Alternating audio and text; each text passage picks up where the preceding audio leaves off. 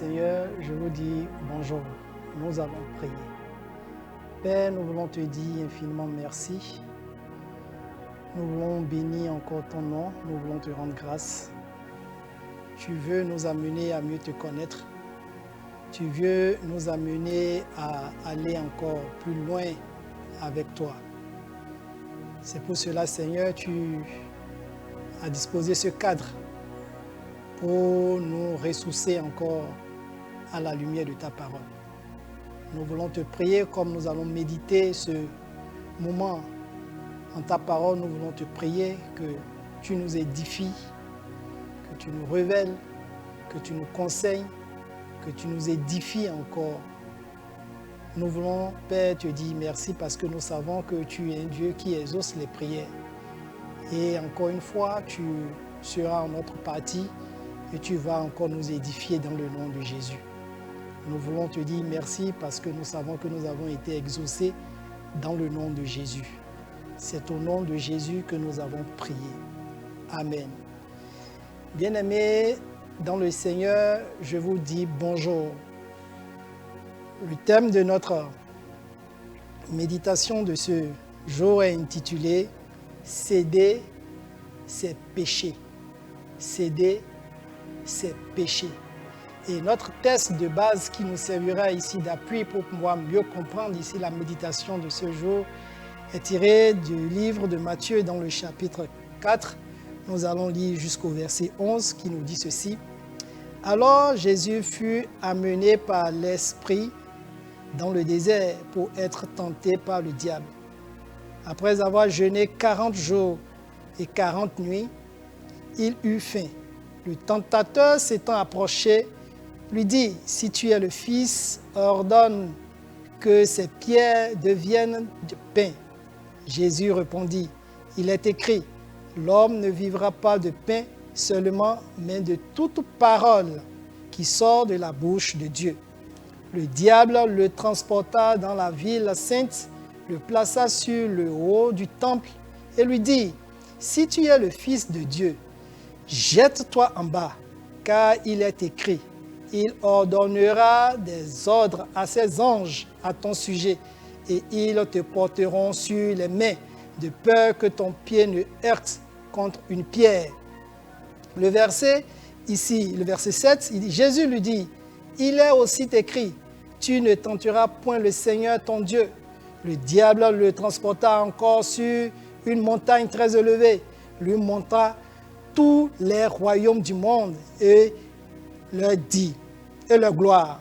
Le verset 9, il lui dit, « Je te donnerai toutes ces choses si tu te prosternes et m'adores. » Jésus lui dit, « Retire-toi, Satan, car il est écrit, tu adoreras le Seigneur ton Dieu et tu le serviras lui seul. » Alors le diable le laissa et voici les anges vinrent auprès de Jésus et le servaient. Gloire à Dieu.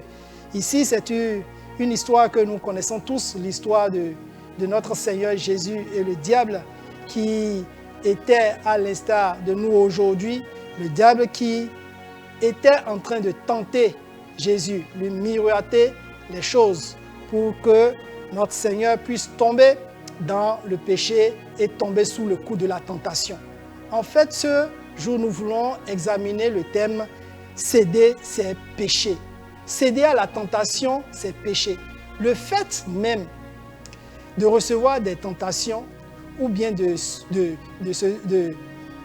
sujet à la tentation en elle-même n'est pas un péché, puisque notre Seigneur l'a vécu. Et comme il a vécu et il a surmonté à cette tentation, nous aussi, aujourd'hui, en tant qu'enfants de Dieu, nous sommes des candidats, des sujets à surmonter toute tentation qui nous sera proposée par l'ennemi. Et une chose que nous devons retenir, c'est que Dieu ne tente pas, c'est le diable qui tente. Le diable est le sujet, est l'objet de la tentation. Puisque dans le livre de Jacques, dans le chapitre 1, le verset 13 nous dit quelque chose de très explicite. Il dit que personne, lorsqu'il est tenté, ne dise « c'est Dieu qui me tente ». Car Dieu ne peut être tenté par le mal et il ne tente lui-même personne. Gloire à Dieu. Dieu ne tente absolument personne. Le diable est le sujet de la tentation. C'est lui l'auteur de la tentation. Alors, Dieu est là pour nous secourir. Comme il a secouru notre Seigneur Jésus dans les moments de tentation, dans ces moments difficiles, nous avons vu que l'Éternel était un sujet. Il était accablé par toutes ces propositions-là que le diable était en train de lui miroiter, en train de lui présenter. C'est comme ça aujourd'hui, nous en tant qu'enfants de Dieu, tout le monde est attiré par quelque chose, ou du moins, tout le monde est tenté, quelle que soit ta position, quel que soit ton niveau dans la foi, nous sommes sujets de tentation. Mais parce que nous sommes sujets de tentation, cela ne voudrait pas dire que nous avons péché ou nous sommes déjà dans le péché. Non, mais c'est lorsque nous cédons à la tentation, lorsque nous nous plions à la tentation, que nous péchons. Alors, je voudrais te dire, bien-aimé, ce matin, que oui, nous pouvons être tentés, mais lorsque nous sommes tentés, le Seigneur nous a donné des armes. Il nous a donné les armes nécessaires pour que nous puissions faire quoi? Pour que nous puissions surmonter à cette tentation-là. Dieu nous dit qu'il est fidèle et il ne permettra pas que nous soyons tentés au-delà de nos forces, malgré les tentations que nous miroite le diable. Parce que comme je l'ai dit, c'est le diable ici qui nous propose des choses. Et ces choses qu'il nous propose ici sont des choses qui vont nous amener à nous déconnecter, à tomber dans le péché. Et lorsque nous tombons dans le péché, nous savons que nous sommes déjà candidats pour l'enfer. Mais je prie ce matin, comme tu m'écoutes, comme tu reçois ce message, cette émission, tu auras les tentations, bien évidemment. Mais je prie que tu ne cèdes pas, à la tentation. Parce que ceux-là qui cèdent à la tentation n'ont pas ici importance à savoir que lorsque nous tombons dans la tentation, c'est que nous tombons dans le péché. Et le péché ici nous disqualifie.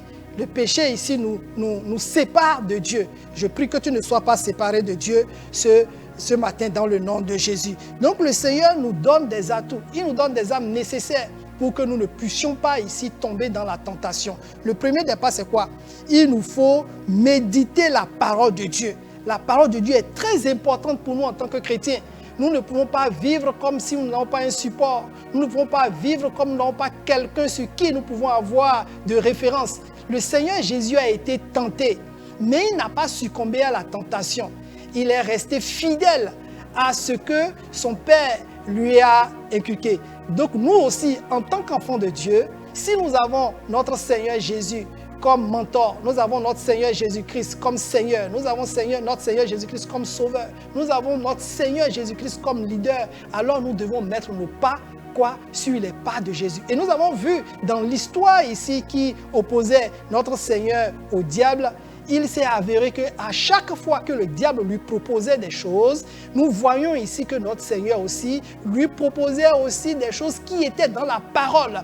À chaque fois que le diable revenait encore avec une autre astuce, nous voyons que notre Seigneur Jésus s'appuyait sur la parole de Dieu. Donc pour nous, en tant qu'enfants de Dieu, bien-aimés dans le Seigneur, il nous faut examiner la parole de Dieu. Elle est très importante. Elle nous permet de nous ressourcer. Elle nous permet de pouvoir avoir encore plus de base, plus une fondation, plus un appui pour pouvoir combattre l'ennemi. Le deuxième élément que nous allons voir, c'est que pour pouvoir surmonter aux affres ici de la tentation, c'est quoi? C'est que nous devons rejeter toute pensée, toute mauvaise pensée, nous devons la rejeter. Parce que dans le livre de Jérémie, si nous prenons le livre de Jérémie dans le chapitre 35, nous allons voir quelque chose de très important. Jérémie dans le chapitre 35, le verset 5 au verset 6 qui nous rapporte ceci. Il nous dit, « Je mis devant les fils de la maison des Récabites des coupes pleines de vin et des calices. Et je leur dis, buvez du vin. » Le verset 6. « Mais ils répondirent, nous ne buvons pas de vin, car Jonadab, fils de Récab, notre père, nous a donné cet ordre. Vous ne boirez jamais du vin, ni vous, ni vos fils. » Gloire à Dieu. Donc ils se sont tenus sur le conseil que leur père leur a donné pour faire quoi? pour dévier, pour surmonter cette tentation de l'ivrognerie qui leur a été proposée. Et nous savons ici que ce qui nous pousse à la tentation, le diable voit en nous, il nous miroite en nous tout ce qui est pour nous sujet de quoi? Sujet de convoitise. Bien-aimés dans le Seigneur, les sujets de convoitise sont pour nous ici des socles, sont pour nous ici des éléments que le diable nous propose, pourrait nous proposer ou nous proposerait pour pouvoir tomber dans la tentation. Si toi, par exemple, tu as du mal à rester avec le sexe opposé, ou certainement tu as du mal avec de l'argent, à garder de l'argent, ou du mal à faire quoi? À rester sous la possession du matériel, tu seras tombé sur ces coups-là. Le diable va te miroiter cela. Mais tu as toujours la force nécessaire pour pouvoir combattre. Comme notre Seigneur Jésus a surmonté la tentation, toi aussi tu vas y surmonter dans le nom de Jésus. Tu ne vas pas céder à la tentation. Parce que céder, c'est péché. Le troisième élément qui va nous appuyer ici pour que nous puissions surmonter la tentation, c'est quoi? C'est que nous devons résister au diable et lui fuir. Nous devons le résister, le fuir. Nous devons le fuir complètement. La parole de Dieu nous dit dans ces passages que nous devons fuir l'impudicité. Fuir l'impudicité. Cela ne voudrait pas dire nous ne devons pas faire quoi? Nous ne devons pas côtoyer. Nous devons fuir. Lorsque nous savons que devant le sexe opposé, nous n'avons pas l'arme, nous n'avons pas la force nécessaire. Le diable nous dit de ne même pas réfléchir. En tout ce qui concerne la sexualité, le diable nous dit de ne pas céder, de fuir l'impudicité. Donc nous devons résister et rejeter ici tout ce que le diable pourrait nous proposer. Quatrième élément ici que nous allons voir, qui va nous donner la force pour surmonter la tentation, c'est quoi?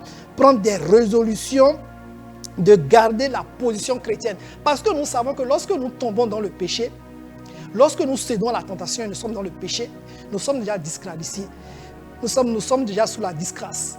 Et nous savons que le péché, le salaire du péché, c'est la mort. Donc nous devons nous mettre en tête que lorsque nous cédons au péché, c'est que nous tombons ici sous le coup de la loi. Nous tombons ici sous le coup ici de sur ce qui nous impose ici le châtiment dernier. Mais nous n'allons pas y céder parce que le Seigneur nous a donné ces âmes-là. Et à travers ces âmes-là, nous allons surmonter ici à toute tentation qui nous sera proposée dans le nom de Jésus. Et cinquième élément, c'est quoi? Nous devons avoir un renouvellement de l'esprit par la parole de Dieu. Nous devons méditer la parole de Dieu quotidiennement. C'est très important pour nous, enfants de Dieu. Nous devons méditer la parole de Dieu. La parole de Dieu doit nous servir ici d'appui. Elle doit nous servir ici de brevière. Elle doit nous servir ici de quoi? De moyen pour pouvoir ici, comme notre Seigneur Jésus, à chaque moment, a attribué les paroles de la Bible aux propositions du diable, nous aussi, nous devons lui attribuer des propositions à travers la parole de Dieu. Puisque dans le livre de Philippiens, dans le chapitre 4, le verset 8, nous dit ceci. Il nous dit que, au reste, frères, que tout ce qui est vrai, tout ce qui est honorable, tout ce qui est juste, tout ce qui est pur, tout ce qui est aimable, tout ce qui mérite l'approbation, ce qui est vertueux et digne de louange, soit objet de pensée. Gloire à Dieu, soit objet de pensée. Bien-aimés dans le Seigneur, voici ces paroles-là que le Seigneur nous donne ce matin pour nous servir ici de conseil.